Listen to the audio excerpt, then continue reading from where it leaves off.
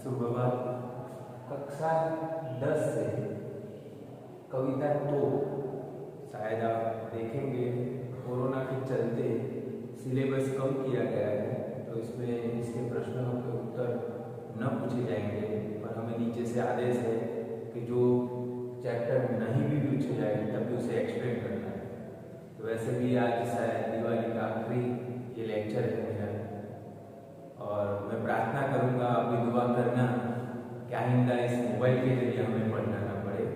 दिवाली के बाद आप मेरे प्रत्यक्ष हो और मैं आपके प्रत्यक्ष हो। तो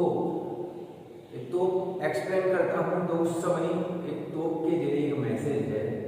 आज भी वो मैसेज आपके लिए, मेरे लिए, समस्त मनुष्यों के लिए बहुत काम का है। आगे मैं कविता के लेखक किरण गंगवार के द्वारा इस पद का जो भावार्थ समझाया गया है और हम आज के परिप्रेक्ष्य में क्या समझ सकते हैं, वो कहने से पहले सबको मैं कह रहा हूँ कि आने वाली दिवाली की हार्दिक शुभेच्छा सभी बच्चों को और आपकी तरफ से मुझे, मैं जानता हूँ। अब कविता पर आते हैं। तो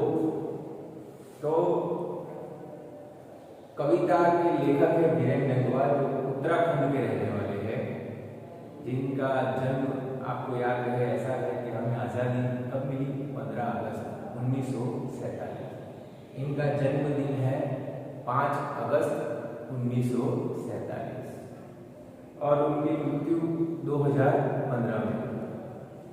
अब तो को मैं पहले पढ़ के सुनाता हूँ, उसके बाद एक्सप्लेन करूँगा कि काव्यांश 2 भाग में है।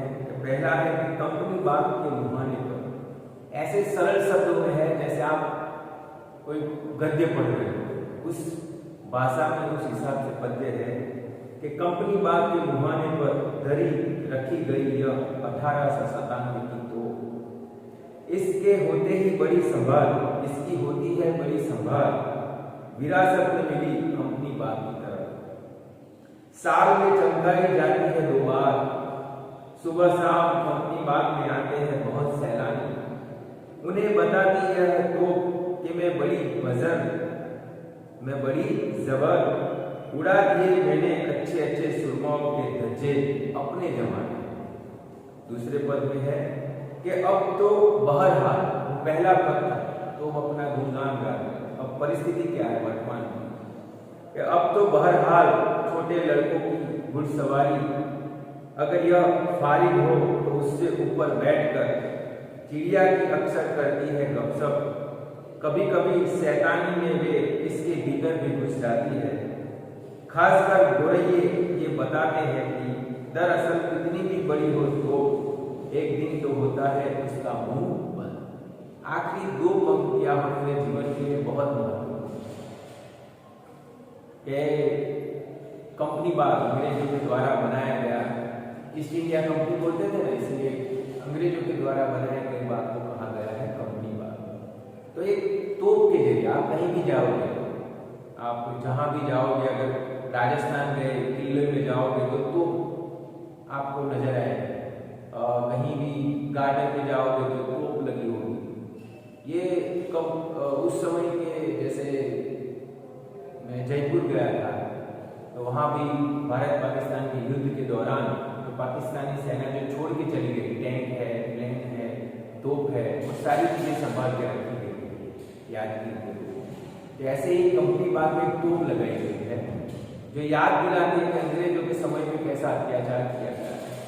1897 में जो पहला विप्लव हुआ था, विद्रोह हुआ था अंग्रेजों के खिलाफ, इन्होंने जिन जिन देशभक्तों ने भाग लिया था उनको ऐसे ही तोप के आगे बांध दिया गया था और ब्लास्ट कर दिया। तो पहले पद में तोप का गुणगान गाया गया है कि ये अंग्रेजों के समय की तोप है, ये बहुत शक्तिशाली थी, अच्छे अच्छे सुरमाओं की उसने धज्जियां उड़ाई थी। कंपनी बाग में जो सैलानी आते हैं सुबह शाम, लोग देखते हैं और उस अंग्रेज समय याद करते हैं कि कितना शक्तिशाली समय था अंग्रेजों का, कि जब पूरा भारत देश उसके कदमों में था। और दूसरे पद में क्या बताया गया है कि बहरहाल अब कैसी परिस्थिति, कि एक समय की शक्तिशाली तोप जिसके आगे जाते ही अच्छे अच्छे सुरमाओं की धज्जियां उड़ जाती थी, जिन्होंने अनेक देशभक्तों की जान ली थी, जो अच्छे अच्छे राजाओं को हराने में जिसका हाथ था, उस तोप का वर्तमान परिस्थिति में क्या हाल है तो मैं बता रहा हूँ। आप जब इस वैकेशन में कहीं घूमने गए तो लाइव ये देख पाओ कि अब इस तोप की सुबह शाम सफाई होती है, उसे 120 की तरह जैसे रखा है। बच्चे उस पर बैठकर घुड़सवारी करते, खेलते हैं, लोग फोटो खिंचवाते हैं और यहाँ तक कि चिड़िया उस पर बैठकर वार्तालाप करती है। अब चिड़ियों को भी उस तोप से डर है। कई बार तो गोरैया, मतलब जो चिड़िया छोटी, वो उसके मुहाने में घोंसला बनाती, उसी में आराम से रहती थी कि जिस मुंह से गोला निकलकर अच्छे अच्छे सुरमाओं की भुजिया उड़ा देता था, उस मुंह में तो वो गोरैया चिड़िया अपना घोंसला बनाती कि अब उसकी कोई शक्ति रही नहीं, 120 बन गई। तो आखिरी 2 लाइनों में, 2 पंक्तियों में इस पूरी कविता का सार है। क्या कहा गया है? ये बताती है दरअसल कितनी बड़ी हो तो एक दिन तो होना ही उसका मुंह।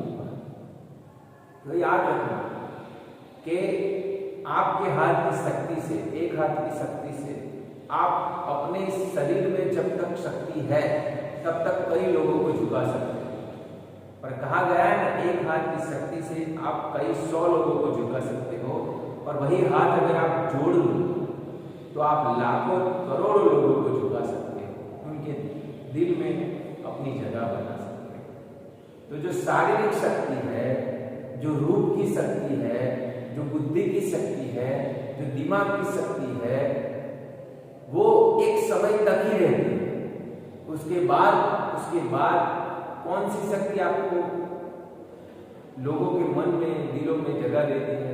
वो है प्रेम की शक्ति, वो है विनम्रता की शक्ति, वो है आपकी आत्मा की शक्ति। आप लोगों के साथ कैसे रहे हैं वो शक्ति, वो आपको हमेशा जीवंत रहती है। जब तक, याद रखना, हमने जन्म लिया है तो हमारी मृत्यु अवश्य है, पर हम लंबे टाइम तक कब तक जीवित रह सकते हैं, अमर कब तक बन सकते हैं? जब हम लोगों के दिल में जगह ले पाए। एक थॉट है 2 पंक्तियों का कि अगर हमें याद करने वाले हैं तो हमारा मृत्यु कभी नहीं है, हमारा नाश कभी नहीं होता है।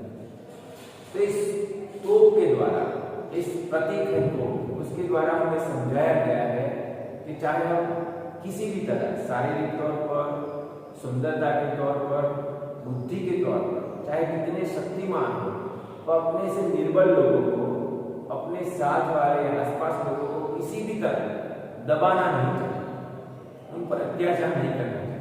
क्योंकि एक न एक दिन शारीरिक शक्ति, सौंदर्य की शक्ति या बुद्धि की शक्ति क्षीण होगी, और तब आपकी ये शक्ति, जिसके बलबूते पर आप बहुत अभिमान कर रहे हैं, घमंड कर रहे हैं, वो रहेगी नहीं। तब लोग आपको कुछ नहीं, नथिंग, जैसे इस तोप की हालत है वैसे ही हमारी हालत हो जाए। चाहे जैसे देश का माहौल आप देखो, किसी भी तरह का अत्याचार, कैसी भी परिस्थिति हो, हर एक चीज का एक न एक दिन अंत आता है। चाहे वो कोई भी हो, राजनीति में धर्म के नाम पर, शक्ति के नाम पर, पैसों के बलबूते पर, चाहे जितने भी अत्याचार हो, जिसको लगता है कि मैं अब हमेशा परमानेंट सर्वशक्तिमान हूं और हमेशा अकेले रहूंगा, पर वो कभी रहता नहीं है। तो इस भ्रम में ना आपको रहना चाहिए, उस भ्रम में ना मुझे रहना चाहिए कि मैं ही सर्वशक्तिमान हूं, मैं ही शक्तिशाली हूं, मैं ही सब कुछ हूं। जैसे कहा गया है कि जहां सुई काम आती है वहां तलवार काम नहीं आती। जैसे कपड़ा फट गया, वहां छोटी सी सुई काम आएगी, तलवार से उस कपड़े को सीने जाओगे तो वो फट जाएगी। तो ज्यादा आपको बोर ना करते हुए, क्योंकि शायद आपको भी पता है कि ये आखिरी वीडियो है और दिवाली के बाद शायद आप मुझे प्रत्यक्ष सुनेंगे, तो मुझे भी उतना ही मजा आएगा, आनंद मिलेगा जितना आपको। आप जितने बेचैन हो स्कूल आने के, हम भी उतनी ही आस लगाए बैठे हैं आपके आने की, क्योंकि हमें भी मतलब कि जिन्हें बिना आत्मा के शरीर है, वैसे ही अभी जो वीडियो पर पढ़ाना है वो आत्मा नहीं है, उसमें कोई मजा नहीं है, क्योंकि जब तक आप हमारे सामने नहीं है तब तक हमें भी समझ में नहीं आ रहा है कि हम जो पढ़ा रहे हैं वो आप समझ रहे हो या नहीं समझ रहे हो। और मैं भी, मेरी आदत है आपको जीवंत उदाहरण देकर कोई भी बात समझाने, वो इस वीडियो के जरिए मैं भी कर पा रहा हूँ। पर जैसा देश वैसा भेष, माहौल ही कुछ ऐसा है कि हमें मजबूरीवश इसके जरिए पढ़ना पड़ रहा है।